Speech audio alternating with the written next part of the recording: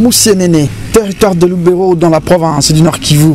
Ici est implantée l'usine semi-industrielle des transformations des maïs pour la production de la farine Mikaela afin de nourrir des Congolaises et Congolais. Il s'agit d'un projet initié en 2010 et matérialisé en 2020 par le PDG des établissements Alinunga Investment. Je suis agriculteur, je faisais du maïs et voyant une production qui galopait, je me suis décidé de transformer ce que moi je produisais. La raison pour laquelle j'ai créé cette entreprise, ce que vous voyez maintenant, c'est le fruit de l'agriculture.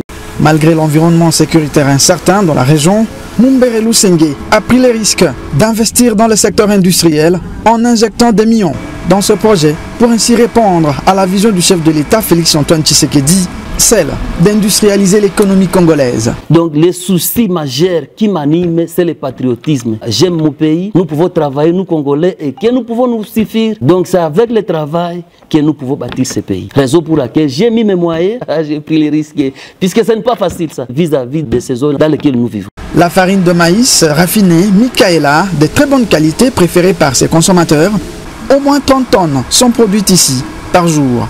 Mais face à la concurrence déloyale, presque légalisée dans l'est du pays, le PDG des établissements Alinunga Investment plaide pour la protection des industries congolaises par les autorités. Notre État nous encourage à entreprendre, mais protéger, ça devient difficile. Ici à l'Est, la concurrence est énorme. Nos pays voisins sont à la pousse des marchés congolais. Alors, nous produisons ici, mais les pays voisins inondent nos marchés avec leurs marchandises. C'est ce que nous demandons à l'État congolais, de nous aider à protéger les entreprises qui sont déjà nées. Puisque si nous fermons, il y aura beaucoup de chômeurs. Il y a beaucoup de mamans, il y a beaucoup de motards, il y a beaucoup de transporteurs qui vont souffrir. Une autre difficulté pour cet entrepreneur, c'est l'absence de routes afin d'évacuer les produits vers les grands centres de consommation. À ce jour, les entrepôts sont pleins, des centaines de tonnes stockées par manque de débouchés.